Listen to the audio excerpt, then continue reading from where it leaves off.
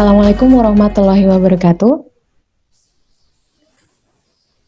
Puji syukur kita haturkan kepada Allah Subhanahu wa Ta'ala yang karena rahmat dan karunia-Nya, alhamdulillah pada pagi hari ini kita semua masih diberikan kesehatan. Yang pada masa pandemi seperti ini, kesehatan merupakan nikmat yang sangat luar biasa, sehingga kita semua masih dapat melaksanakan aktivitas secara normal, dan tentunya harus kita syukuri bersama. Sholawat serta salam senantiasa kita panjatkan kepada Nabi Allah, Nabi Muhammad SAW, yang senantiasa kita nantikan syafaatnya di yaumil akhir kelak. Saya ucapkan selamat datang dan terima kasih kepada Ayah Bunda atas partisipasinya dalam webinar kami, 5 tips praktis transformasi menuju homeschooling. Webinar ini kami adakan untuk menjawab animo masyarakat tentang keingintahuan mengenai pendampingan pendidikan anak di rumah. Seperti yang kita ketahui bersama pada 3 bulan terakhir ini sejak terkena pandemi COVID-19, putra-putri kita, siswa-siswi di seluruh Indonesia telah melaksanakan pembelajaran jarak jauh atau pembelajaran online di rumah, didampingi oleh ayah bundanya masing-masing. Tentu saja banyak sekali tantangan-tantangan dan suka duka dalam mendampingi putra-putri belajar dari rumah, terutama bagi ayah bunda yang merupakan pengalaman pertama. Oleh karena itu, Smart Plus hadir untuk mengadakan webinar kali ini dalam rangka memfasilitasi kebutuhan orang tua untuk mendapatkan informasi yang tepat tentang pendampingan belajar putra-putri di rumah. Pada ke depan nanti, webinar ini akan dilaksanakan secara rutin 2 minggu sekali, dan tentu saja kami akan memberikan tema-tema atau materi-materi yang dibutuhkan oleh ayah bunda dalam rangka pendampingan pendidikan putra-putri di rumah. Kami juga memiliki sebuah komunitas homeschooling yang kami sebut dengan komunitas Smart Homeschool, di mana di dalam komunitas ini ayah bunda akan mendapatkan informasi terupdate mengenai pembelajaran di rumah. Ini merupakan pertemuan perdana dan seperti yang saya sampaikan tadi bahwa kedepannya akan dilaksanakan secara rutin 2 minggu ke depan, dan pada 2 minggu yang akan datang kami akan adakan webinar kedua dengan tema 5 solusi jitu mengatasi stres orang tua dalam menghadapi pembelajaran di rumah. Bagi ayah bunda yang ingin bergabung dengan komunitas dan ingin bergabung dalam webinar kami di sesi yang kedua, setelah acara ini dapat menghubungi PIC-nya masing-masing untuk dapat didaftarkan pada komunitas maupun pada webinar sesi yang kedua. Dan tentu saja webinar ini free of charge, tidak ada biaya sama sekali. Ayah bunda juga dapat mengikuti akun IG kami. Akun IG-nya yaitu @smart.homeschool. Di akun IG ini kami juga akan memberikan update informasi tentang homeschooling maupun tentang pembelajaran dan pendampingan pendidikan putra-putri di rumah. Sebelum kita mulai webinar pada hari ini, mari kita bersama-sama buka acara hari ini dengan membaca basmalah. Bismillahirrahmanirrahim. Baik, selanjutnya saya serahkan ke moderator untuk membimbing acara webinar pada kali ini dan membacakan tata tertib webinar kepada Kak Indi. Saya persilahkan. Bismillahirrahmanirrahim. Assalamualaikum warahmatullahi wabarakatuh. Selamat pagi Ayah Bunda. Jadi kalau untuk webinar kali ini maka ada beberapa peraturannya, yaitu selama seminar berlangsung suara harap di-mute terlebih dahulu. Kemudian seminar ini terdiri dari sesi pemateri, kemudian dilanjutkan dengan sesi tanya jawab. Selanjutnya kita masuk ke sesi pemateri oleh Bapak Prianto. Kepada beliau saya persilakan. Baik, bismillahirrahmanirrahim. Assalamualaikum warahmatullahi wabarakatuh. Alhamdulillah, segala puji milik Allah, Tuhan semesta alam yang memberikan kesempatan kepada kita semua, memberikan kesehatan kepada semua, yang ini merupakan modal utama kita saat ini, yang ini merupakan nikmat dasar yang selalu kita nanti-nanti, apapun kondisinya di luar, apapun ketidakpastian di luar, kita masih diberikan satu kesempatan dan kenikmatan yang tanpa batas. Kita masih diberikan kesehatan, dan alhamdulillah kita masih bisa berkumpul bersama keluarga, kita masih bisa bersenda gurau bersama keluarga dalam kondisi yang bahagia dan terutama dalam kondisi kesehatan yang prima. Salam dan salam kita sampaikan kepada Nabi Muhammad SAW beserta dan sahabatnya, dan kita berharap selamat pagi dan salam sejahtera untuk kita semua. mungkin bunda sekalian untuk sama sekali tidak ada niatan saya untuk mengajari ataupun menggurui ayah bunda sekalian, mohon maaf, sama sekali tidak. Jadi yang kami lakukan hanyalah memberikan informasi, sharing dengan apa yang mungkin pernah saya pelajari, dan terutama adalah pengalaman-pengalaman yang memang sudah saya alami sampai dengan saat ini. Jadi kebetulan saya juga sudah menjalankan homeschooling dari 2013, dan semua anak-anak saya mengalami hal yang sama, dalam artian tidak bersekolah atau sekolah di rumah, atau kita namakan homeschooling. Sekali lagi ayah bunda, kami tidak ingin menggurui ayah bunda sekalian. Jadi kondisi saat ini, webinar saat ini adalah kita berdiskusi atau sharing santai saja di minggu pagi ini, di Ahad pagi yang ceria ini, yang biasanya kita sudah lari pagi, kita sudah bersenam pagi atau bersepeda gitu ya. Kali ini mungkin kita sedikit berdiskusi tentang kondisi yang memang saat ini menjadi banyak pertanyaan. Bagaimana caranya kita bersekolah di rumah?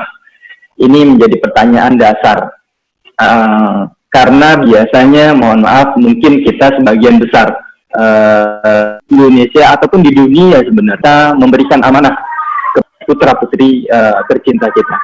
Nah, pada pandemi saat ini, dan Presiden Jokowi juga sudah menginformasikan, beserta Kemendikbud juga sudah mempersiapkan bahwasannya kemungkinan besar sekolah akan tetap berada di rumah, atau school at home, atau kita kenal sebagai distance learning sampai dengan tahun depan 2021.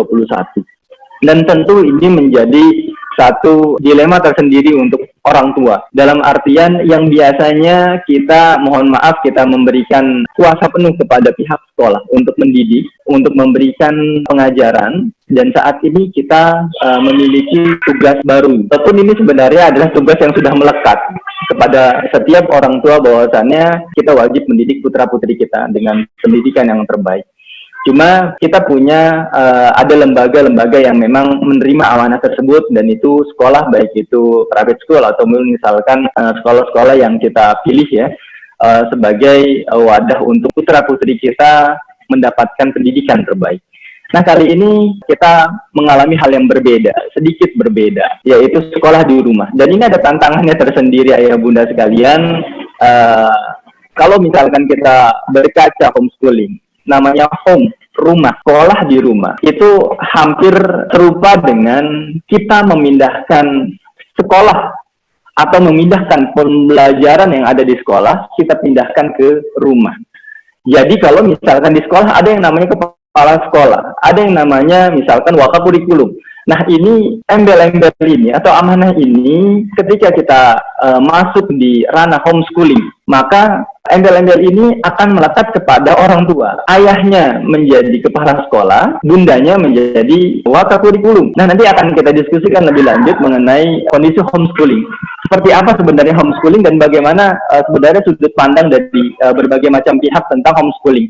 Nanti juga kita lanjutkan dengan berdiskusi setelah ada paparan materi yang memang cukup singkat. Baik, sebelumnya saya ingin menginformasikan kepada ayah bunda sekalian bahwasannya homeschooling ini bukanlah sesuatu hal yang baru. Sama sekali tidak baru. Ini sudah dilakukan oleh para tokoh-tokoh dunia, tokoh-tokoh yang memang sudah menjalankan fungsi homeschooling. Mungkin dulu namanya bukan homeschooling atau apapun namanya, tapi fungsi homeschooling itu sudah pernah dilakukan oleh tokoh-tokoh dunia. Kalau ayah bunda bisa lihat di paling kiri atas, mungkin ayah bunda pernah tahu siapa yang paling kiri atas. Jadi kalau misalkan kita belajar sejarah, ataupun kita sampai dengan saat itu menikmati teknologinya, sampai dengan detik ini kita sangat menikmati teknologinya, apalagi di kondisi pandemi, kita sangat menikmati teknologi ini. Kalau orang kenalnya ini adalah Bapak Telekomunikasi, atau kita kenal sebagai Alexander Graham Bell. Yang paling kiri atas itu Alexander Graham Bell. Ternyata Alexander Graham Bell sudah mengenyam yang namanya pendidikan di rumah. Alexander Graham Bell itu banyak dididik sendiri oleh keluarganya. Dan beliau adalah orang yang tunarungu atau tidak bisa mendengar. Tapi dari situlah terlibat emosional yang sangat tinggi, dalam artian dia ingin menciptakan sesuatu hal yang memang bisa bermanfaat untuk banyak orang. Jadi dari tunarungu, jadi mohon maaf, jadi keterbatasan yang ada, tapi dia menciptakan telekomunikasi yang dahsyat yang kita bisa terima sampai dengan saat ini manfaatnya. Itulah Alexander Graham Bell. Alexander Graham Bell itu lahir pada 1847 kalau tidak salah. Jadi ini menunjukkan bahwa homeschooling ini bukan sesuatu hal yang baru. Mungkin kita baru mendengar, iya, tapi ini tidak baru sama sekali. Ini sudah dijalankan oleh banyak orang di seluruh dunia. Dan kita pun sebenarnya di Indonesia sudah cukup mengenal ini di era 2000-an. Ya, era 2000-an kita cukup mengenal yang namanya homeschooling. Walaupun masih sangat sedikit yang terlibat dalam homeschooling, tapi homeschooling sudah cukup dikenal di wilayah Indonesia. Oke, itu Alexander Graham Bell. Dan yang kita lebih kenal sebenarnya yang tengah-tengah ini, Ayah Bunda. Ini kalau kita lihat udah pasti kita tahu ini siapa nih kira-kira nih. Mungkin sudah ada yang nebak ini siapa gitu ya. Jadi ya ini ada orang pegang lampu gitu ya. Nah, kita tahu siapalah ini. Ini tokoh fenomenal memang di penemu. Jadi Alexander Graham Bell selain dia penemu, dia juga entrepreneur. Begitu juga yang tengah, yaitu Thomas Alva Edison. Jadi Thomas Alva Edison, kalau kita misalkan yang biasa kenal adalah pencipta lampu, dia memang lebih ekstrim lagi, karena memang sekolah, mohon maaf, tidak bisa memfasilitasi pertanyaan-pertanyaan yang diberikan oleh Thomas Alva Edison. Akhirnya di-take over oleh seluruhan pembelajaran oleh ibunya.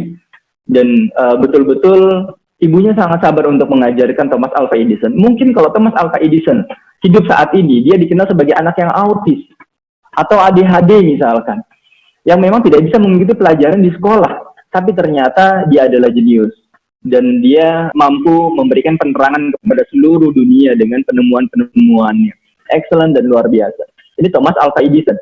Nah, kita lihat yang sebelah kanan, ya, yang berbaju merah, pria berbaju merah. Mungkin kita juga sering melihat gambar ini ya. Kelahirannya di Austria, Wina. Jadi memang kalau di Wina, kebetulan saya pernah ke sana, itu memang sangat mengagumi sosok ini, tokoh ini. Ya, jadi kalau misalkan Ayah Bunda ada yang mengenal, ini adalah Mozart. Ya, nama panjangnya panjang sekali, Johannes bla bla bla bla gitu. Saya juga agak lupa namanya. Dan ini lebih awal lagi lahirnya dibandingkan Alexander Graham Bell. Kalau tidak salah dia lahir tahun 1756. Jadi 1700-an. Jadi di tahun 1700-an itu sudah mengenal yang namanya homeschooling. Jadi Ayah Bunda sekalian, ini sama sekali saya tunjukkan bahwasannya ini tidak baru. Dan produk-produk homeschooling sudah banyak yang menelurkan orang-orang hebat sekaliber dunia. Yang sampai dengan saat ini pun memang sangat diakui. Kalau kita melihat Mozart memang sudah diajarkan langsung oleh ayahnya. Kebetulan ayahnya Mozart adalah musisi. Jadi mulai Mozart di Golden Age yang kita kenal di usia misalkan mulai dari 3 tahun, itu sudah dikenalkan yang namanya musik. Dan betul-betul ayahnya betul-betul ambisius untuk mengenalkan Mozart kepada sana pada waktu itu ya, di kerajaan pada waktu itu. Dan akhirnya berhasil. Pada usia 7 tahun dia juga punya istilahnya bisa bermain di panggungnya sendiri dan yang lainnya di usia yang sangat muda. Walaupun memang Mozart meninggal di usia yang sangat muda, usia 35-an kalau nggak salah sudah meninggal karena penyakit tertentu gitu ya. Jadi ini menunjukkan tokoh-tokoh di atas sudah mengalami yang namanya proses homeschooling, yaitu pembelajaran di rumah. Dan ini akan coba kita diskusikan ke depan. Sebenarnya pembelajaran di rumah itu seperti apa sih? Apakah benar yang tadi saya sampaikan dari pembelajaran di sekolah dipindahin ke rumah semuanya? Apakah seperti itu? Nah, nanti coba kita diskusikan bersama. Nah, kalau misalkan dua tokoh yang di bawah, mungkin kita sudah kenal dan kita sering mencicipi produknya sampai dengan kekinian. Apalagi di pandemi ini, kita banyak pesan GoFood nih. Oh, mohon maaf menyebut merek ya. Jadi, pesan GoFood atau pesan yang lainnya gitu ya. Ini adalah Colonel Sanders. Walaupun sebenarnya ini Colonel Sanders hanya sebutan saja. Dia pernah masuk di tentara, iya, tapi cuma 1 tahun dan nggak nyampe kolonel gitu. Tapi dia dikenal sebagai Colonel Sanders karena memang ada restoran di sana di Kentucky ya. Di wilayah Kentucky, restoran ini cukup terkenal. Dan kalau misalkan ini memang agak berbeda kondisinya, Colonel Sanders memang putus sekolah pada waktu itu karena memang kesulitan biaya. Dan kita beralih ke sampingnya. Kita sudah tahu, kalau misalnya melihat boneka itu ya kita sudah tahu lah ini siapa pasti. Ini adalah Walt Disney. Walt Disney juga mengalami hal yang sama. Ini dan ceritanya berbeda lagi kalau Walt Disney. Walt Disney ini dia punya dunia sendiri. Jadi kalau tidak salah ketika masa di high school itu, dia sudah mempelajari kursus-kursus tentang animasi dan yang lainnya, turunannya. Akhirnya dia terlalu terlibat emosional yang terlalu tinggi dengan kondisi passionnya. Yang akhirnya dia memutuskan untuk tidak bersekolah. Dia memutuskan untuk tidak melanjutkan sekolahnya, dan dia kalau tidak salah tidak mendapatkan ijazah untuk yang di SMA-nya ya. Dan setelah umur 52 atau 57, dia mendapatkan, kalau kita honoris causa ya, dia mendapatkan ijazah itu karena memang kiprahnya, karyanya di dunia animasi gitu ya, di dunia kalau kita perfilman animasi. Jadi ayah bunda sekalian, dari tokoh-tokoh ini sudah menjelaskan bahwasannya homeschooling sudah lama ada. Dan bagaimana kita bisa mempelajari apa sebenarnya manfaat dari homeschooling, apa sebenarnya yang bisa kita ambil manfaat-manfaat lebihnya dari homeschooling. Baik, saya lanjutkan. Ini pertanyaan dasar sekali. Pertanyaan dasar, yaitu what is homeschooling? Apa sih sebenarnya homeschooling itu? Saya akan melihat dari sudut pandang kacamata legal terlebih dahulu sebenarnya ayah bunda. Jadi ini yang sering disampaikan, sering yang dipertanyakan tentang homeschooling. Homeschooling itu apa? Dan apa legal sebenarnya? Legal nggak sih homeschooling sebenarnya? Atau memang kita gimana sih kalau misalkan homeschooling terus bedanya dengan sekolah biasa kayak gimana? Kalau kita lihat dari kondisi homeschooling, kita lihat dari undang-undang yang ada, yaitu Undang-Undang Nomor 20 tahun 2003, Sisdiknas itu menunjukkan bahwa ada 3 jalur pendidikan, yaitu ada jalur pendidikan secara formal, ada non-formal. Formal itu yang kita ketahui adalah kursus dan pendidikan-pendidikan kesetaraan yang kurang lebih serupa. Yang selanjutnya adalah pendidikan informal. Nah, homeschooling ini berada di mana? Homeschooling berada di posisi nomor 3 pendidikan informal. Dan kalau kita lanjutkan di pasal berikutnya, pasal 27, itu menunjukkan bahwasannya ada penyetaraan, terutama di pasal yang ayat 2-nya. Jadi hasil pendidikan yang dimaksud untuk ayat 1 yang diakui sama dengan pendidikan formal dan non-formal adalah setelah peserta didik. Maksudnya putra-putri kita itu lulus ujian yang sesuai dengan standar nasional pendidikan. Kalau dulu ada UN, gitu. Kalau misalkan ini kita kenal sebagai ujian penyetaraan. Nah, dapat ijazah ya bisa dong. Jadi no problem. Jadi kalau secara legal, homeschooling memang legal di Indonesia. Begitu pula di negara-negara lain. Memang tingkat pengawasannya saja yang berbeda. Dalam artian ketika kita melihat di negara-negara lain, tingkat pengawalannya itu mungkin jauh lebih ketat.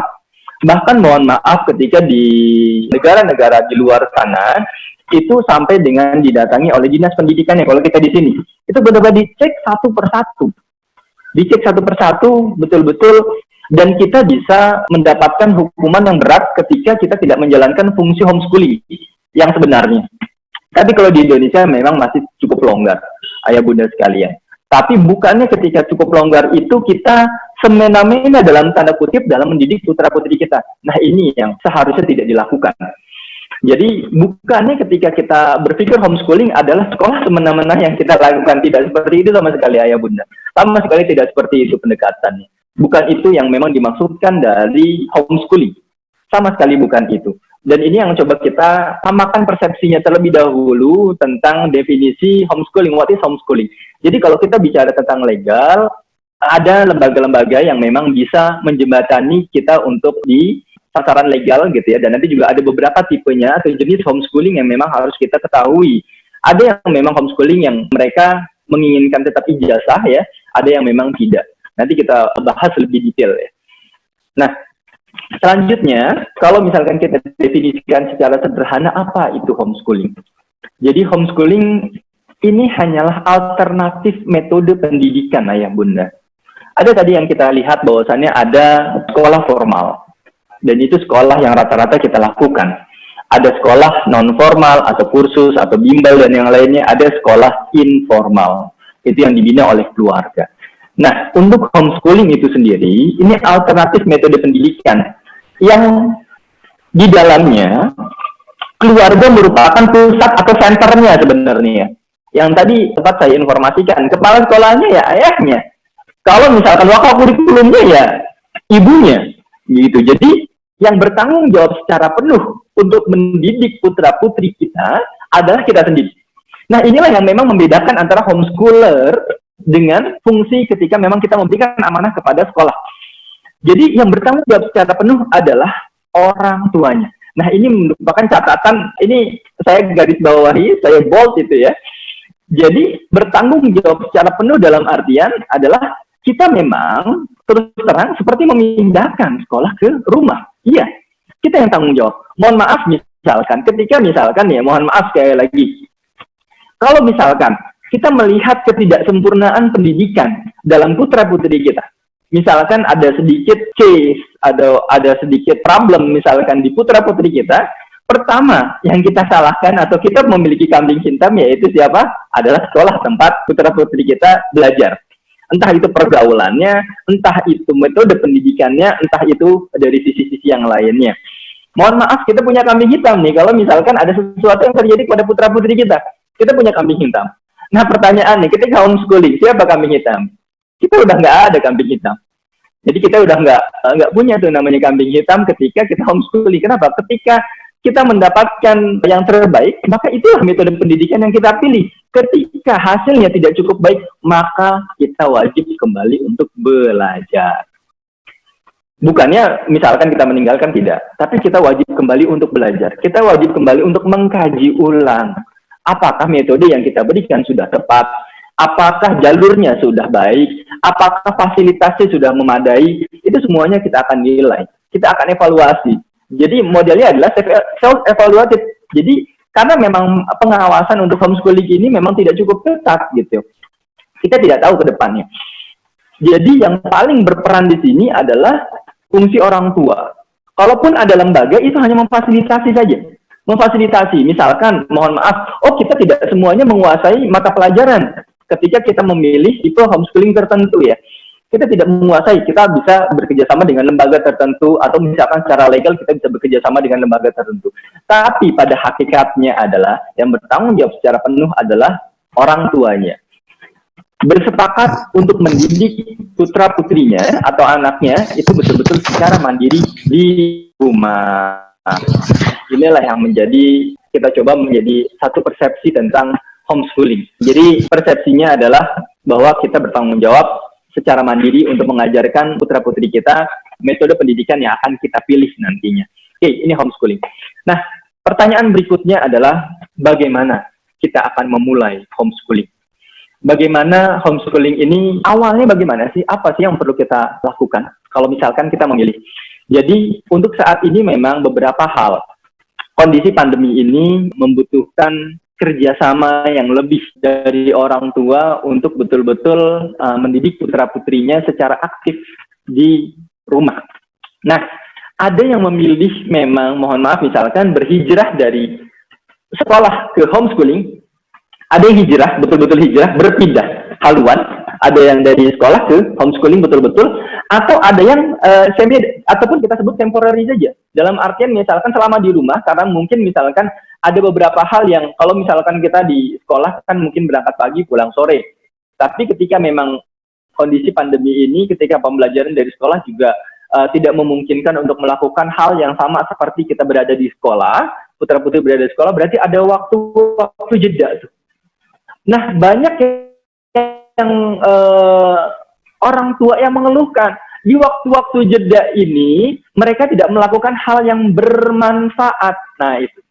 Mereka kurang melakukan hal yang bermanfaat dan tidak dikontrol juga. Nah, itu. Ada itu. Akhirnya memilih bahwasannya hybrid nih antara yang sekolah dengan homeschooling. Homeschooling dalam artian memberikan kurikulum secara mandiri nih. Jadi, waktu-waktu itu tidak dihabiskan untuk main game misalkan. Untuk misalkan melakukan hal-hal yang tidak berguna. Karena sayang. Apalagi kalau kita akan masuk di tahun depan nih. Masih ada 6 bulan lagi sebenarnya.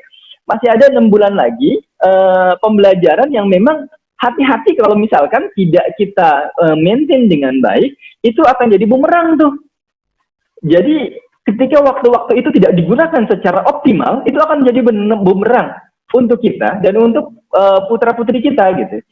Jadi kita tidak mengoptimalkan waktu yang ada gitu, karena memang tidak sama seperti kondisi kita belajar di sekolah. Nah, pertanyaannya, kalau misalkan kita mau homeschooling, apa sih yang perlu kita lakukan? Apa sih yang perlu kita kerjakan? Baik, kita mulai dengan tahapan yang pertama. kok serem ya, misalkan kalau misalkan ada ayah bunda ngeliat, mau ini kok serem ya. Apa ya seserem itu untuk homeschooling gitu ya? Kok harus punya strong will segala gitu ya? Harus punya keinginan yang kuat gitu untuk berhomeschooling. Ayah bunda sekalian, terus terang, saya pun ya mengajak pasangan saya untuk berhomeschooling itu lebih dari 5 tahun baru tembus. Karena memang dari awal saya dari awal itu sudah berkeinginan untuk homeschooling. Tapi kan kepedean dari pasangan gitu ya, itu tidak sama gitu. Jadi kita harus menularkan, kita harus mendidik ulang, kita harus memberikan penjelasan, kita harus belajar, dan nanti apa yang perlu dipelajari nanti coba saya informasikan. Itu pun saya harus mengedukasi namanya. Mengedukasi pasangan saya selama berapa tahun? 5 tahun. Saya mengedukasi. Baru muncul keputusan. Sorry, masuk soalnya koneksinya nggak stabil. Halo, masuk, oke. Ya, jadi baru muncul keputusan. Nah, kenapa awalnya itu strong will gitu ya? Kenapa kok perlu seheboh ini? Sebenarnya tidak seperti itu juga. Yang pasti adalah yang pertama, kita harus memiliki niat yang kuat. Karena memang homeschooling itu tidak familiar. Yes, honestly tidak familiar. Ketika saya pun masuk di dunia homeschooling, masih ada pertanyaan yang sangat besar di pihak keluarga. Baik keluarga saya atau keluarga pasangan. Jadi, pertanyaannya, ini anak kok nggak disekolahin gitu. Ini kan pertanyaan dasar. Ini anak mau kemana? Masa depannya gimana kok nggak sekolah gitu. Itu pertanyaan-pertanyaan dasar oleh orang tua kita gitu. Jadi, dan tidak perlu khawatir dengan itu. Dan bukan cuma orang tua kita, tapi lingkungan. Ini kok anak gak pernah sekolah ya, ngapain aja di rumah ya? Itu bener apa enggak itu di rumah? Jadi strong will ini adalah satu, adalah keinginan kuat kita untuk betul-betul mendidik putra-putri kita secara mandiri.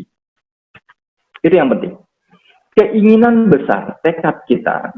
Kan ini membutuhkan tekad. Membutuhkan tekad yang kuat kita untuk mendidik secara mandiri. Mengambil alih fungsi dari sekolah untuk kita didik secara mandiri.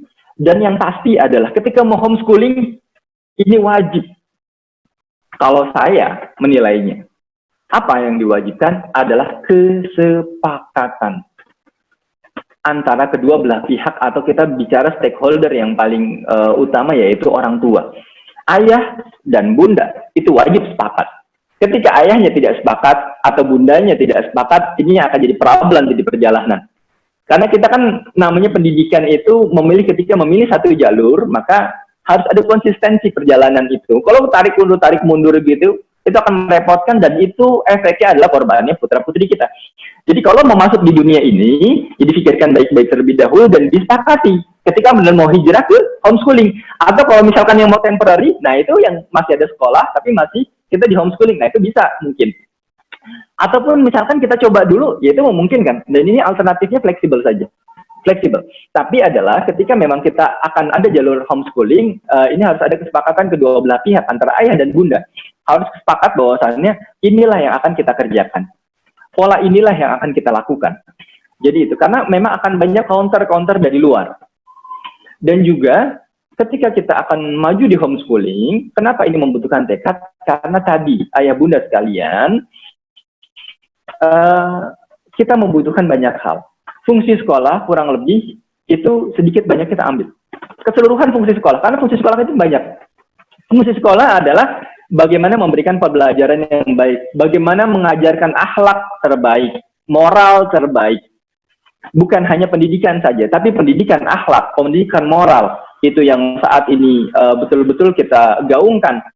Ya, mereka bukan hanya pintar, bukan hanya cerdas ya, tapi betul-betul mereka berakhlak. Itu yang penting. Bagaimana fungsi itu kita lakukan di rumah? Bagaimana caranya? Dan itu adalah fungsi kita nggak punya kambing hitam untuk melakukan itu.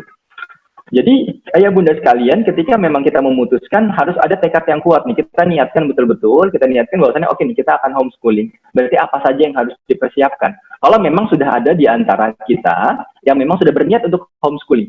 Satu, lakukan penyepakatan. Dua, baru nanti apa yang akan kita lakukan, nah kita akan bicarakan. Karena banyak hal yang harus dipersiapkan terkait dengan materi, terkait dengan pembelajaran dan yang lainnya.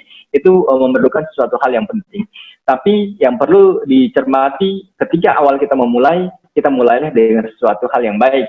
Dalam artian kesepakatan. Jangan sampai nanti ada perdebatan di pertengahan jalan. Itu sayang sekali. Itu sayang sekali. Ada perdebatan di tengah jalan, itu akan menimbulkan problematika yang mohon maaf tidak esensi. Problematika di antara ayah dan bunda sendiri secara internal, dan itu tidak esensi terhadap pendidikan putra-putri kita. Dalam artian itu bisa diselesaikan di awal, ketika kita mau berjalan, itu ada penyepakatan. Kalau kita nggak berjalan, ya sudah, itu ada kesepakatan. Itu. Jadi strong will dalam artian kita punya niat yang kuat, kita punya tekad yang kuat, jadi nggak labil gitu. Oh, di tengah jalan, oh kita nggak bisa begini, ya sudah pindah. Oh, kita diomongin begini, kita pindah. Nah, itu labil. Jadi jangan sampai kita jadi ababil gitu kan. Jadi betul-betul kita punya kepastian ataupun kesepakatan yang baik. Itu yang pertama. Jadi yang pertama adalah kita niatkan. Kita punya tekad yang baik, kita punya tekad yang kuat. Dan yang kedua, ini yang harus kita miliki ayah bunda sekalian.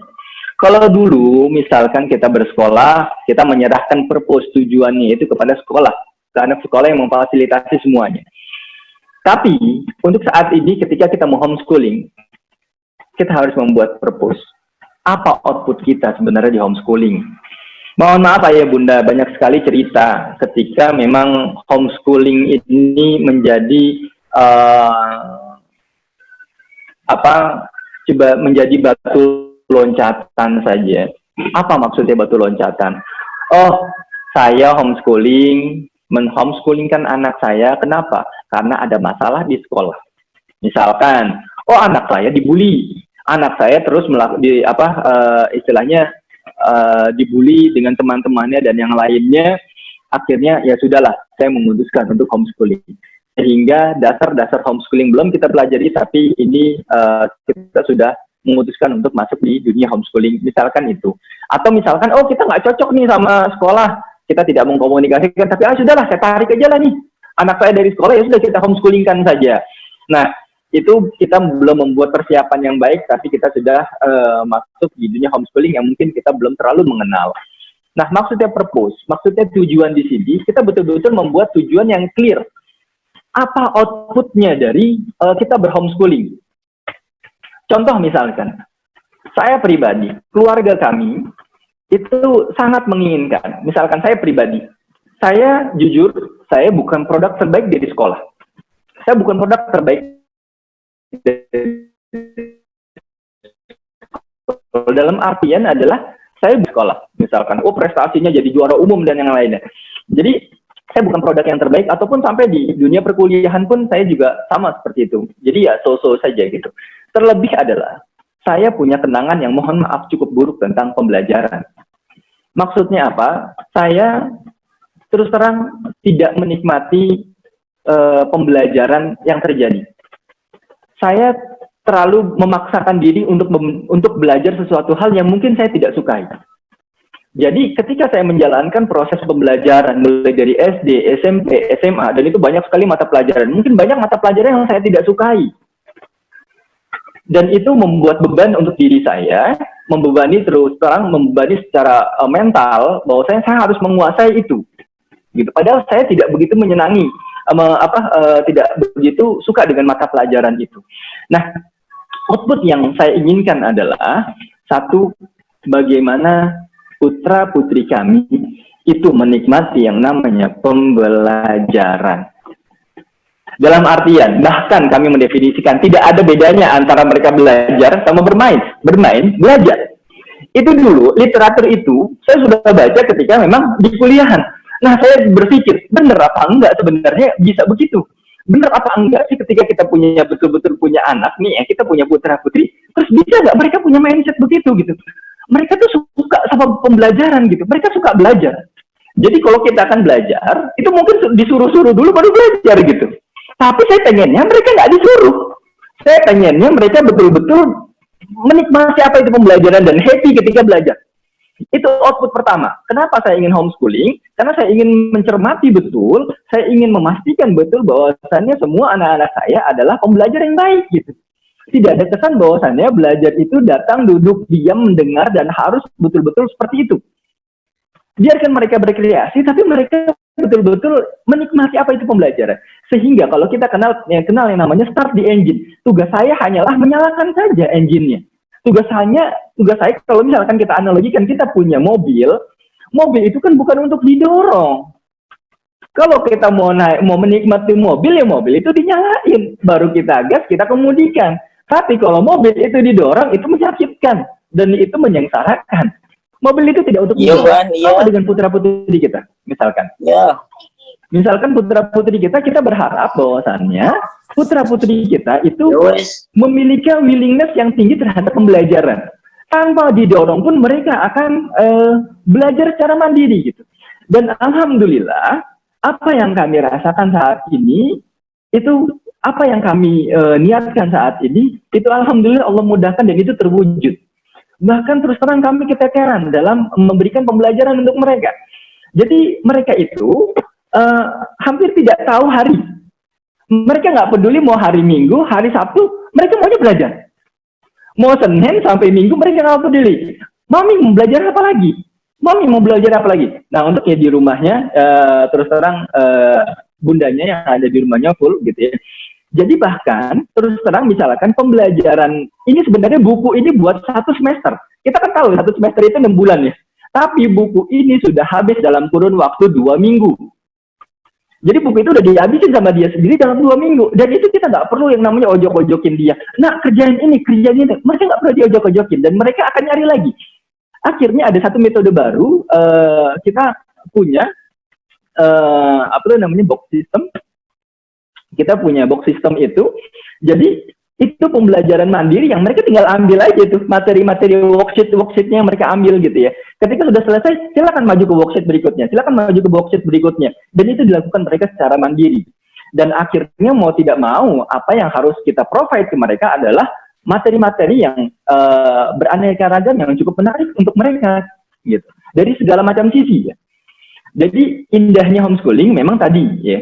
Kita bisa mempercepat pembelajaran. Kenapa? Karena one on one, wajar. Ketika di sekolah 1 semester wajar. Isi satu sekolah 40 orang. Atau yang paling hebat misalkan 10-15 orang. Itu paling hebat misalkan. Itu dengan jalur yang normal. Jadi 1 buku 1 semester ya wajar-wajar saja. Tapi ketika homeschooling, ini honestly memang itu yang terjadi. 1 buku itu bisa habis dalam 2 minggu. Makanya kita harus menyediakan banyak sekali literatur gitu. Terus terang yang kita ambil bukan hanya dari lokal tapi dari luar. Nah itu, tujuan kami yang pertama adalah bagaimana fun learning itu betul-betul works untuk kami, untuk homeschooling kami. Mereka betul-betul menikmati yang namanya pembelajaran di rumah. Mereka menikmati yang namanya belajar. Jadi tidak perlu kita memaksa mereka untuk belajar, tapi mereka sendiri yang betul-betul memiliki keinginan besar. Dan mereka senang gitu. Bahkan kalau awalnya kita mendefinisikan mereka gimana caranya antara bermain sama belajar itu nggak ada bedanya gitu. Sama-sama sangat menyenangkan. Dan mereka menganggap belajar itu ya kayak gitu. Belajar itu menyenangkan. Belajar itu bukan keterpaksaan. Bukan harus begini, bukan harus begitu. Tapi mereka ingin betul-betul keingintahuannya. Karena itu sebenarnya naturalnya, fitrahnya manusia atau putra-putri kita naturalnya ada keingintahuannya sangat tinggi gitu. Curiosity-nya itu tinggi sekali. Itu betul-betul tinggi sekali. Apalagi golden age. Cuman terkadang kita tidak tahu, kita tidak paham. Dalam artian ketika putra-putri kita bertanya banyak, kita sedikit menjawab. Atau bahkan mohon maaf, sebagian orang tua mohon maaf, itu menghardik anaknya yang nanya mulu sih nak.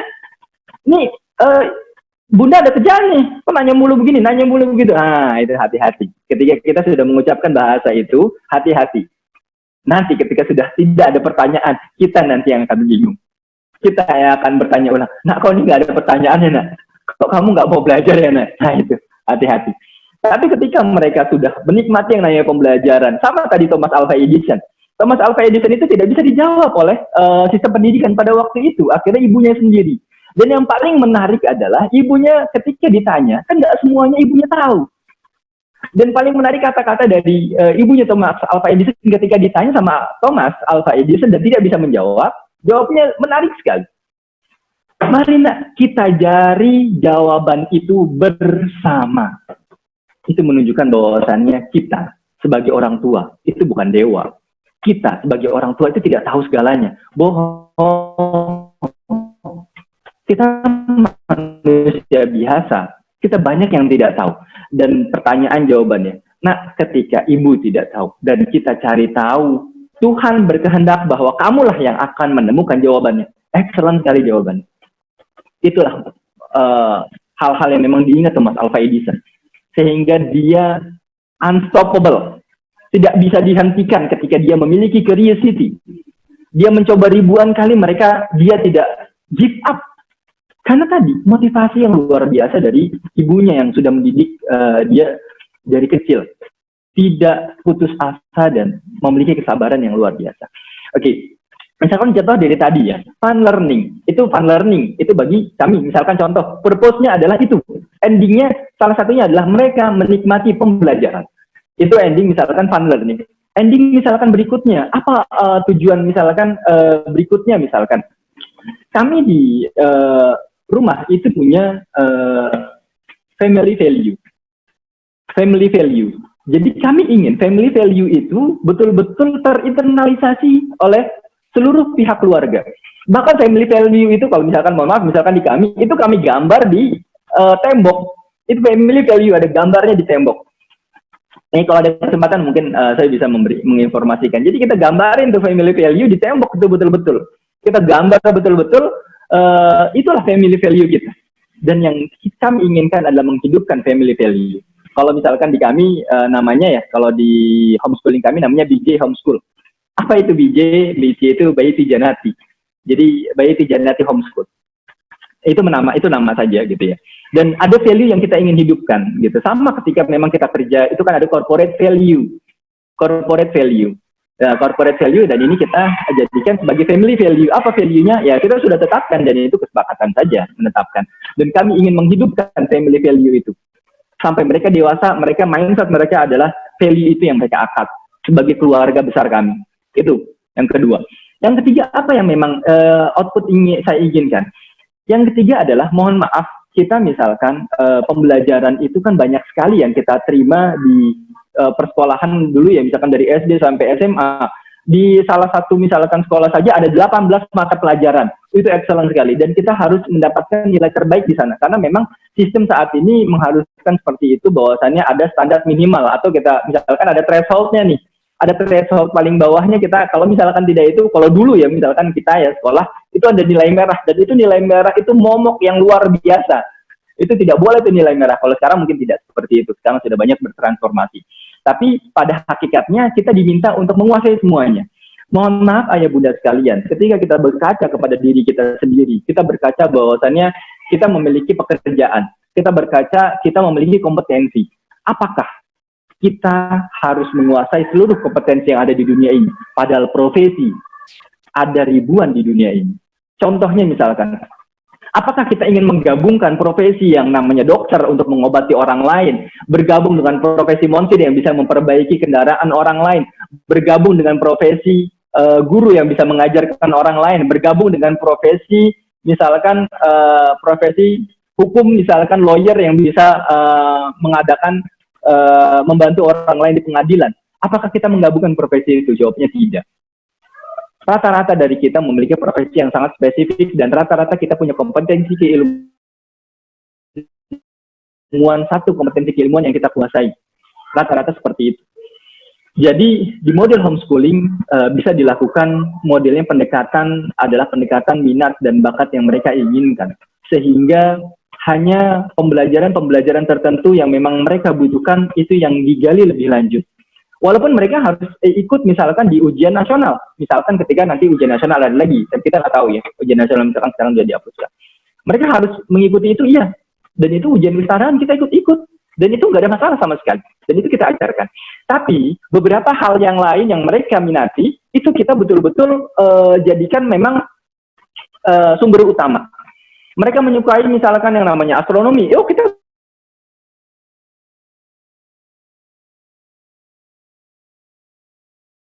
kejar astronominya. Mereka menyukai misalkan geologi, mereka menyukai fisik, kita kejar ke sananya. kita kejar sesuai dengan apa yang mereka inginkan, bahkan lebih spesifik ke tahapan profesi ya. Benar-benar tahapan profesi, misalkan mereka sudah dari awal nih ingin menjadi pecinta binatang. Kita akan dalami binatang apa yang mereka mau, misalkan mereka cuma sukanya ikan hias misalkan, ya sudah kita pelajari semua ikan hias yang ada di dunia. Kita pelajari ikan hias yang ada di air laut, kita pelajari ikan hias yang ada di air tawar, apa aja jenisnya, bagaimana caranya, kita pelajari itu saja. Misalkan endingnya adalah menjadi entrepreneur di ikan hias, itu problem gitu. Tapi skupnya adalah skup dunia yang dia paling mengetahui ikan hias.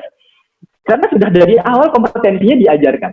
Nah itu, jadi output yang kami inginkan, ini mohon maaf, ini sekedar pengalaman saya secara pribadi, karena tadi yang saya tidak bermaksud untuk mengajarkan ayah bunda sekalian, ini adalah pengalaman yang memang kami alami ya sampai dengan saat ini. Jadi kami menginginkan bahwasannya mereka lebih terfokus kepada sesuatu hal yang mereka butuhkan. Ya, mereka terfokus kepada sesuatu hal yang mereka inginkan. Jadi passion mereka itu bisa kita tingkatkan dan mereka bisa menjadi, kalau di homeschooling memang bisa maju, bisa dalam artian usia muda tapi mereka bisa punya kompetensi lebih. Karena misalkan banyak homeschoolernya memang, apalagi yang mereka definisinya unschooling ya. Nanti coba saya informasikan lebih lanjut apa itu school at home dan unschooling. Nah, itu beda tuh nanti pendekatan. Jadi purpose, kita buat purpose-nya. Purpose apa lagi? Purpose yang kita ingin buat adalah career path. Jangan lupa, ayah bunda sekalian, jangan sampai nanti pendidikan yang kita berikan kepada putra-putri kita adalah pendidikan yang sporadis tanpa kita membuat planning. Career path-nya tidak ada gitu ya. Misalkan, mohon maaf ya, putri pertama kami misalkan, apa career path-nya? Career path-nya kebetulan putri pertama kami lebih ke arah akademis. Jadi kami akan tetap nanti menyekolahkan sekolah tinggi nantinya. Dan kami sudah merencanakan, misalkan mohon maaf ya ayah bunda, misalkan ini kan rencananya itu untuk versi kami misalkan di DJ Homeschool. Untuk putri pertama kami akan kami sekolahkan di luar, yang memang menerima portofolio untuk homeschooling. Karena homeschooling itu butuh portofolio ya, dan kita harus buat itu portofolio. Yang menerima model HS, kebetulan kita punya mahromnya di luar sana, dan kita memang berencana untuk menyekolahkan dia di luar. Gitu. Jadi itu karir path. Akan menjadi apa nantinya? Nah, itu akan kita diskusikan lebih lanjut kepada putra-putri kita, akan menjadi apa nak ke sana. Dan itu diskusi yang sangat sering harus kita lakukan. Jadi mungkin kita lupa untuk memberikan output kepada putra-putri kita. Nah, nanti mau jadi apa nanti kemudian hari gitu. Itu yang harus kita gali. Nanti ke depan mau jadi apa sih? Mau ngapain sih? Nah, itu harus sering-sering kita tanyakan gitu. Walaupun masih usianya dini, no problem. Minimal kita ada bayangan. Walaupun itu berubah ya nggak ada masalah. Dan itu kan kita eksplorasi betul-betul secara mendalam. Ya, jadi kita membuat career path, yes, kita membuat career path. Ya, kita membuat career path untuk putra-putri kita. Purpose mungkin akan sangat banyak ya, tapi saya akan membagi waktunya, jadi tidak banyak di sini. Saya akan lanjutkan terlebih dahulu untuk yang lainnya. Nanti kita bisa lanjutkan dengan diskusi untuk purpose. Ini yang jauh lebih penting. Setelah kita menentukan purpose, endingnya, akhirnya, ini hal yang paling dan wajib kita lakukan. Start learning. Mulailah belajar. Mulailah paksa diri kita untuk belajar. Kita tidak bisa hanya mengandalkan pihak luar. Kalau misalkan mohon maaf, kalau sekolah ya pihak sekolah. Kalaupun kita berkaitan homeschooling dengan lembaga, ini no problem. Tapi itu tidak menafikan bahwasannya kita tidak belajar. Bukan seperti itu modelnya. Karena definisi yang awal kita persamakan persepsinya adalah yang bertanggung jawab secara penuh adalah pihak keluarga, ataupun kita stakeholder utama adalah orang tua. Start learning, belajar. Jadi misalkan saya secara pribadi ya tetap belajar, pasangan wajib belajar, apalagi tadi kita membutuhkan source yang banyak, wajib belajar dari lokal, dari luar, wajib belajar. Nah, saya menyederhanakan pembelajaran apa di awal, karena ini kan kita masih awal ya, saya belum karena ini transformasi awal. Apa sih yang sebenarnya dasar dari homeschooling yang memang harus kita pelajari? Yang pertama adalah pendidikan parenting. Ini wajib kita pelajari. Karena seharian full kita akan berhadapan dengan putra-putri kita. Kalau kita tidak menguasai parenting, selesailah sudah nanti pola pendidikannya kita. Kalau kita tidak menguasai parenting, apapun parentingnya silakan. Jadi kalau misalkan yang muslim, misalkan silakan parenting nabawi, silakan pelajari parenting secara muslim. Ataupun misalkan kalau saya pribadi ya, saya mempelajari banyak hal. Bukan hanya parenting secara muslim, tapi saya juga mempelajari parenting yang di luar. Saya adopsi yang baik, saya hilangkan yang buruk. Jadi kita membuka wacana kita apa yang perlu kita lakukan. Terus terang memang referensi untuk saat ini lebih banyak di luar. Terus terang referensi lebih banyak di luar kita untuk belajar. Jadi parenting ini hal yang wajib. Tidak bisa tidak. Pembelajaran parenting, kalau misalkan ayah bunda sekalian, kita mau naik degree misalkan, kita mau naik status, kita mau naik titel kita, misalkan dari sarjana, kita mau naik jadi master, itu ada pembelajarannya, itu ada kuliahnya. Mau naik jadi dokter, itu ada kuliahnya. Pertanyaannya, kalau orang tua, sekolahnya di mana? Titel kita apa? Apa titel kita udah naik? Apa titel kita sudah master sekarang? Apa titel kita sudah dokter sekarang? Belajarnya di mana? Apa kita bisa dapat titel orang tua? Tidak bisa. Dan ini pembelajaran ini seumur hidup. For life. Selama kita masih mempunyai anak, pembelajaran ini wajib. Karena itu berkembang. Parenting ilmu yang sangat berkembang. Dan pada hakikatnya ayah bunda sekalian, semakin banyak kita belajar, semakin terlihat bodoh kita di depan ilmu. Dan itu yang terjadi, dan itu yang pasti terjadi. Yang perlu kita lakukan adalah belajar, belajar, belajar. Tadi sekali lagi saya sederhanakan pembelajarannya adalah, yang pertama adalah parenting. Belajar tentang parenting. Banyak sekali bukunya, banyak sekali referensinya. Ayah bunda nanti bisa cari parenting itu apa, mulai buka buku lagi, misalkan sudah punya, buka lagi. Apa itu parenting?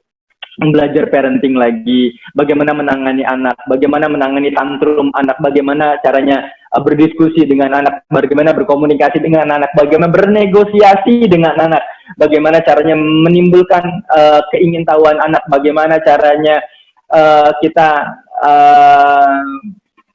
mengajarkan sesuatu hal yang menarik kepada anak, gitu, bagaimana kita mengajarkan moral dan akhlak yang baik kepada anak, bagaimana mendirikan rules di rumah. Nah, itu penting sekali. Jadi misalkan kalau kita tidak belajar, misalkan mungkin ada di antara luar sana, itu yang putra-putrinya sudah kecanduan banyak hal.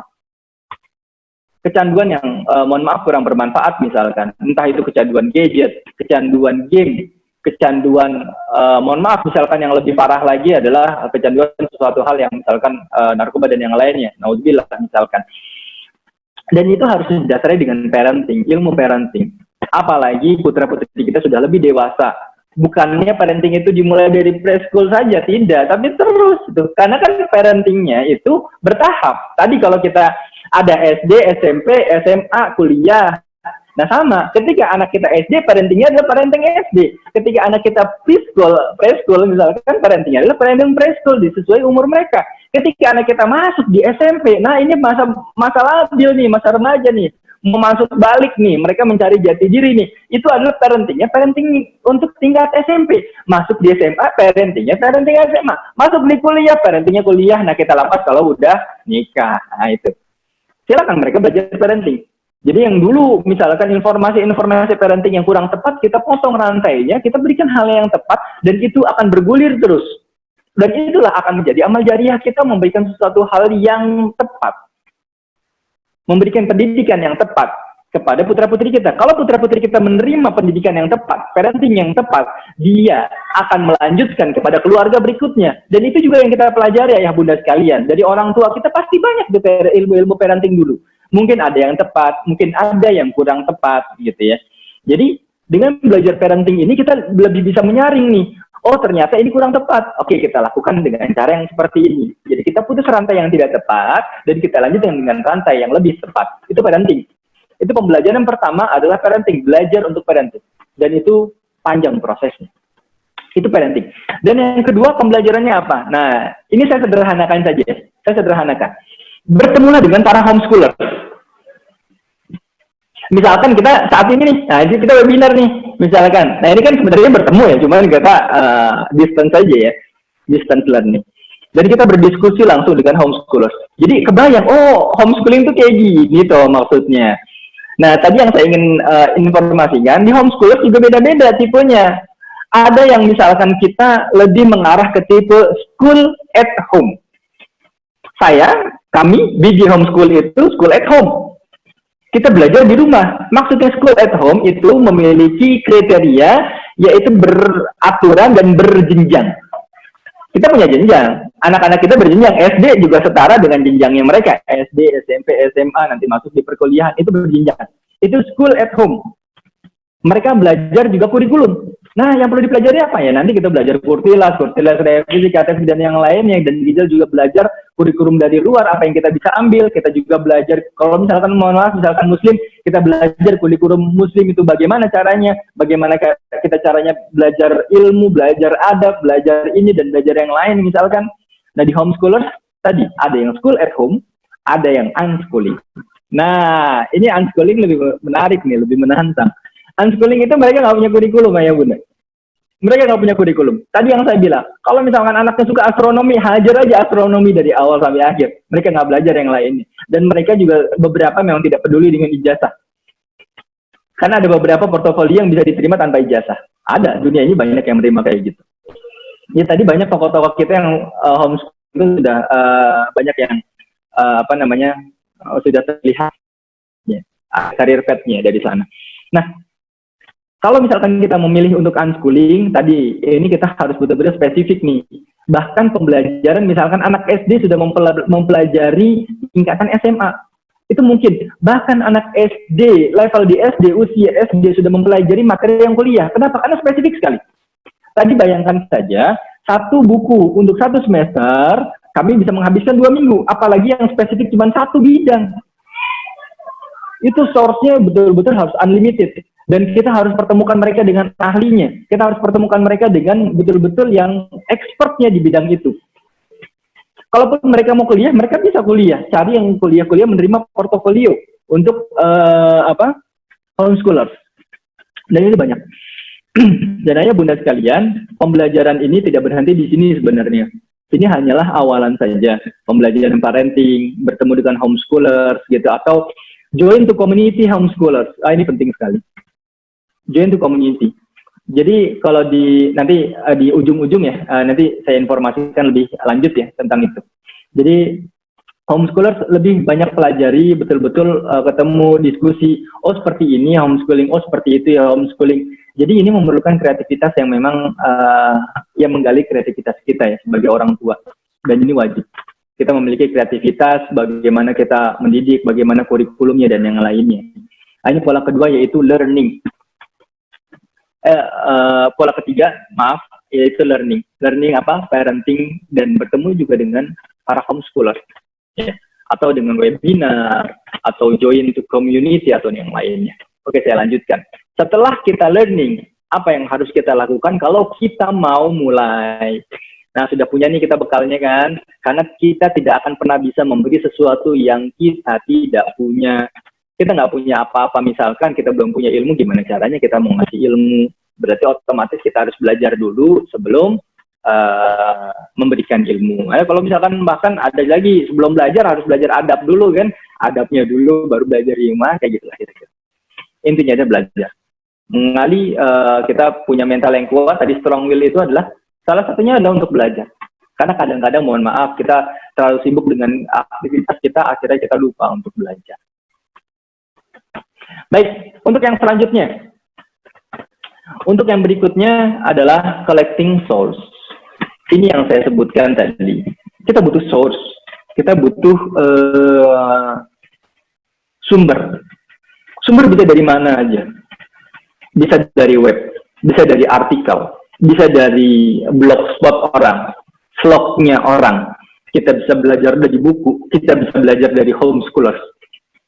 Waktunya, saatnya, mengumpulkan itu semua. Balik lagi, learning lagi. Dan tapi ini adalah untuk ngoleksi ini.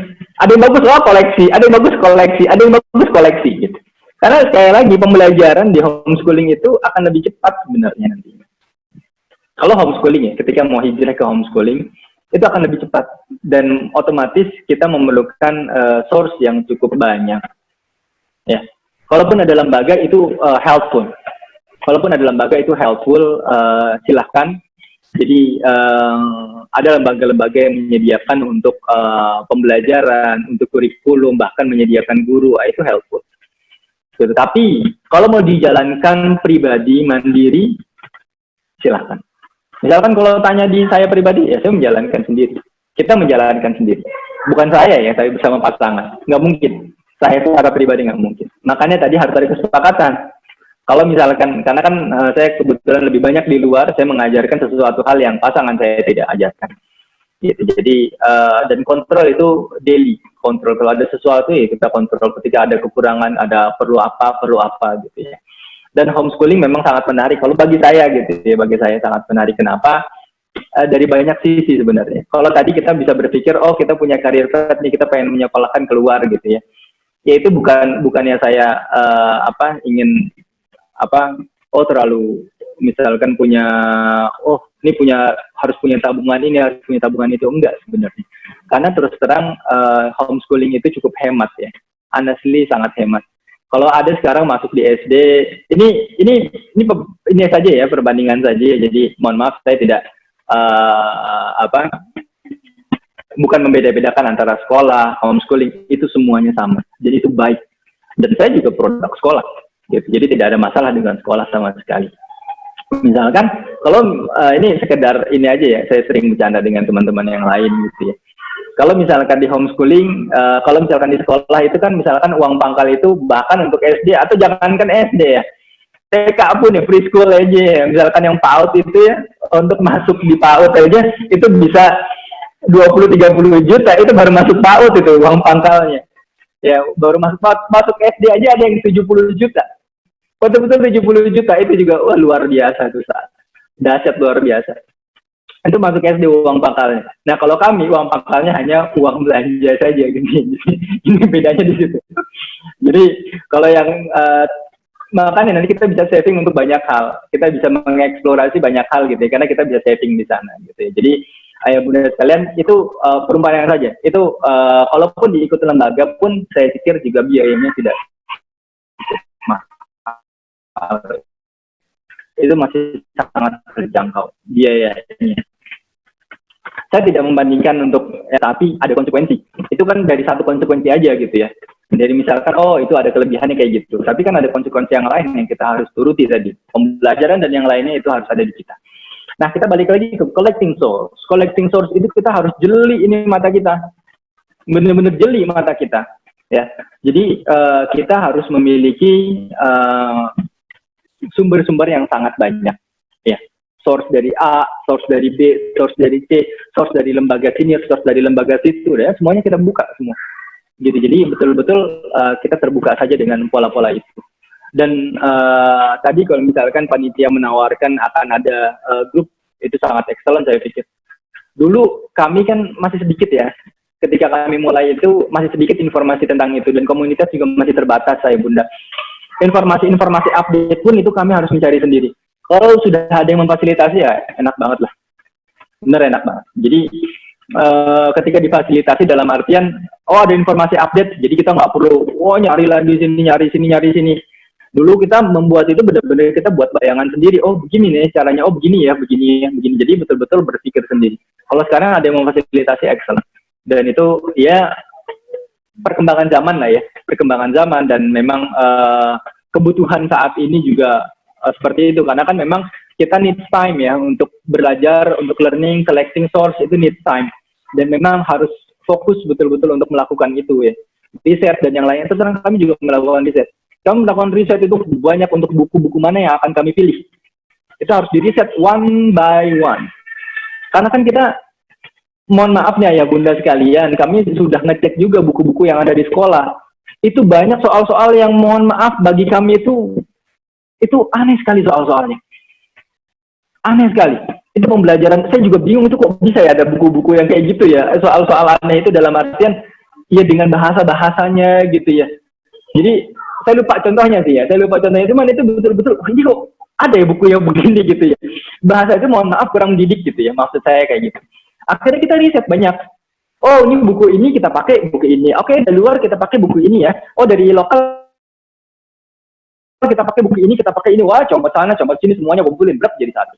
Oke, ini pembelajarannya ini ya. Kalau kami juga kadang-kadang mengangkat tematik. Oke, bulan ini kita angkat tema adalah sistem tata surya. Sudah belajarnya semua tata surya. Baik itu prakaryanya tata surya, kita belajar fisikanya tata surya, kita bikin sesuatunya tata surya, hitung-hitungannya tata surya. Semuanya berkaitan dengan tata surya. Misalkan kalau tata surya, ini anak-anak ada prakarya, ada misalkan kita buat bulan itu kan banyak ya, ada bulan sabit, bulan setengah, bulan misalkan bulan-bulan jenis yang lain, bulan penuh dan yang lainnya. Nah itu kita pelajari satu persatu tuh. Ada gerhana bulan, gerhana matahari. Ini apa konsekuensinya? Itu semuanya tentang itu. Itu tema. Atau misalkan kita sedang belajar tentang ekosistem. Bahkan itu betul-betul. Kalau misalkan kami tuh kalau nemu kalau anak-anak nih nemu ulet itu seneng banget. Nemu ulet itu seneng banget. Jadi itu ada ulet, tolong ambilin gitu. Itu sampai naik-naik itu diambilin tuh ulet. Kenapa? Kita pengen melihat metamorfosis langsung di depan mata kita.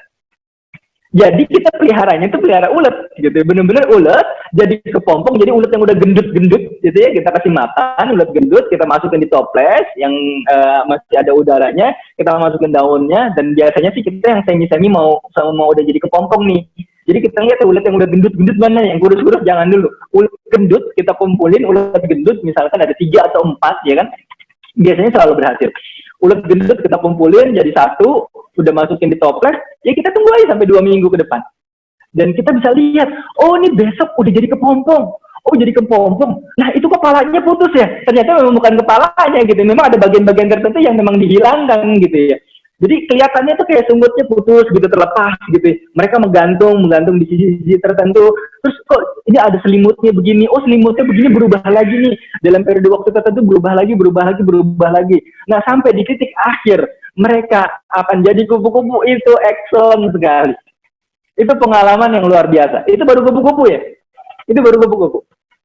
Itu excellent sekali ketika kita bisa ngelihat. Saya juga dulu nggak pernah melakukan itu, ayah bunda. Dulu prakarya yang paling bagus, yang paling keren saya lakukan waktu di SD adalah menanam kecambah. Itu doang yang paling keren gitu. Mungkin kita pernah melakukan itu semua ya. Menanam kacang hijau gitu ya, dan yang lainnya. Kita pernah melakukan itu. Tapi untuk yang lebih advance dari itu mungkin butuh waktu. Dan ketika, mohon maaf, di homeschooling. Maaf.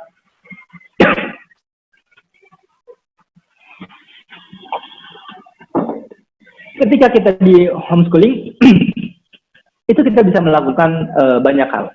Kita bisa mengeksplorasi banyak hal.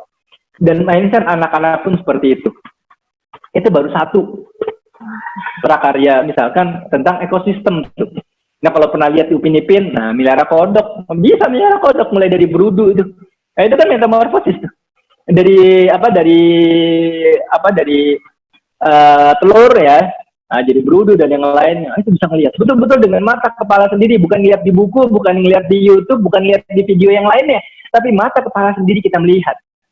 Itu bagaimana tadi dari kepompong terbuka menjadi kupu-kupu, dan ketika mereka terbuka jadi kupu-kupu nggak bisa langsung terbang, itu masih lemes, sayapnya masih basah, semi-semi basah, itu mereka butuh waktu untuk terbang. Nah itu menarik sekali. Itu source, itu butuh source. Collecting source, apapun, itu baru satu, belum yang lain, belum source yang lain. Kita bisa ngangkat tema-tema yang lain, dan itu banyak sekali tema-tema yang bisa kita angkat, asalkan buka mata, buka telinga, dan kita rajin saja, syaratnya rajin. Itu, collecting source. Nah, berikutnya ya bunda sekalian, mungkin ini tema yang terakhir ya. Yang saya ingin sharingkan, karena honestly banyak banget ya, sebenarnya banyak banget untuk homeschooling. Kita belajar 3 hari 3 malam pun belum selesai gitu ya.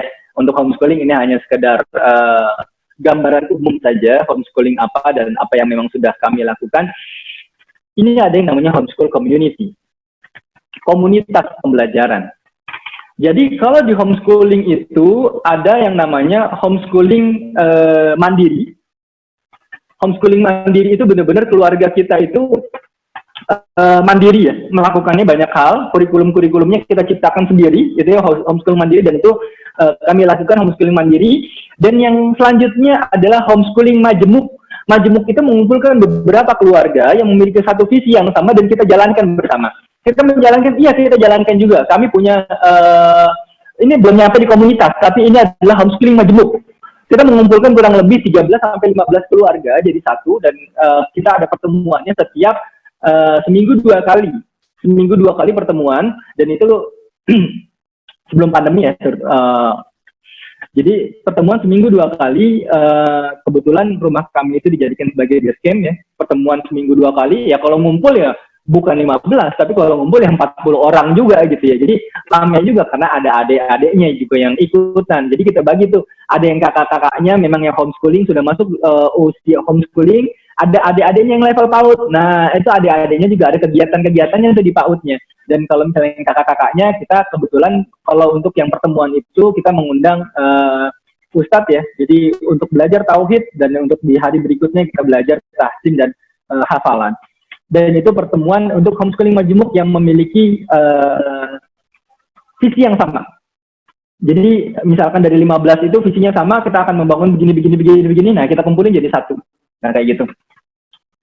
Dan ada lagi komunitas. Community ini yang lebih besar. Komunitas itu besar gitu ya. Jadi ada pengurusnya, ada ininya, dan ikutilah komunitas-komunitas itu ya. Tapi bahkan malah di komunitas itu bukan hanya homeschooling, malah yang teman-teman berada di sekolah juga banyak ikut komunitas-komunitas itu karena manfaatnya banyak.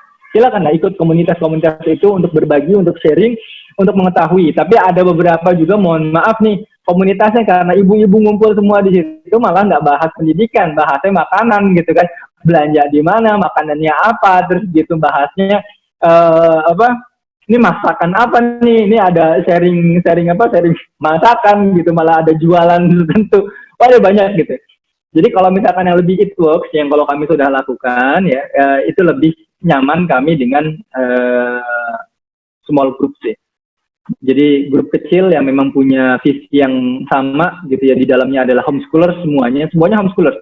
Betul-betul homeschooler semuanya memiliki visi yang sama, dan kita banyak berdiskusi di situ.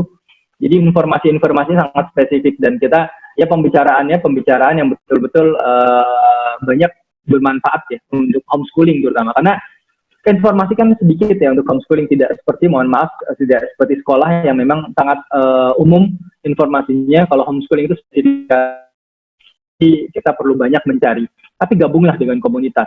Kalau cocok lanjutkan, kalau tidak ya sudah tinggal keluar. Tapi itu butuh, komunitas butuh. Dan ini juga banyak mitos gitu kalau di homeschooling tuh. Nanti interaksinya gimana dengan yang lain? Nah, inilah mitos-mitos yang paling beredar gitu ya, yang paling banyak beredar di luaran sana. Bagaimana dengan interaksinya? Interaksinya ya tidak ada masalah sama sekali tidak ada masalah. Interaksi itu berkaitan pertama adalah dengan karakteristik dari putra-putri kita masing-masing. Bahkan kita sendiri yang usianya sudah sampai dengan di titik ini ya, usia di titik ini kita pun misalkan memilih untuk, misalkan ada beberapa orang yang bersahabat dengan hanya beberapa orang saja gitu. Tidak sahabat, tapi sahabatnya intens, betul-betul dekat, tapi dengan beberapa orang saja. Mungkin ada yang seperti itu. Ada yang memang ramai sekali, sahabatnya di mana-mana, temannya di mana-mana, punya teman di mana-mana, punya pergaulan di mana-mana. Ada yang tidak. Dan itu balik ke pribadi masing-masing, ke karakteristik masing-masing. Dan kalau misalkan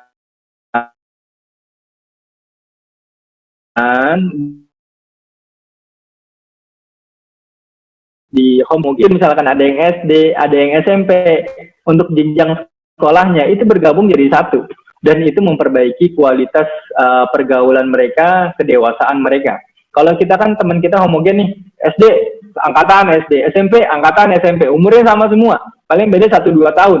Tapi kalau mereka bedanya bisa 10 tahun, dan mereka dituntut untuk berinteraksi dengan yang lebih tua dan menghargai yang lebih muda. Nah, itulah keunikan dari homeschooling. Plus minusnya pasti ada, tidak mungkin tidak. Tapi itulah keunikan. Kalau saya bilangnya sama sekali tidak menutup keterbatasan kita dalam berinteraksi, tidak sama sekali. Kita berinteraksi lebih banyak kan di rumah, gitu, betulah, dan yang dikasih dan yang lainnya. Baik ayah bunda sekalian, saya pikir itu 5 hal yang memang kita bisa persiapkan. Memang tidak sempurna, ya, banyak hal yang lain yang perlu kita persiapkan. Ini hanyalah awalan saja. Kita harap bisa berdiskusi lebih lanjut, berdiskusi ayah bunda sekalian. Jadi kalau misalkan saya tidak bisa menjawab, mungkin ayah bunda sekalian banyak informasi-informasi yang lebih bermanfaat dan bisa sharing di sini.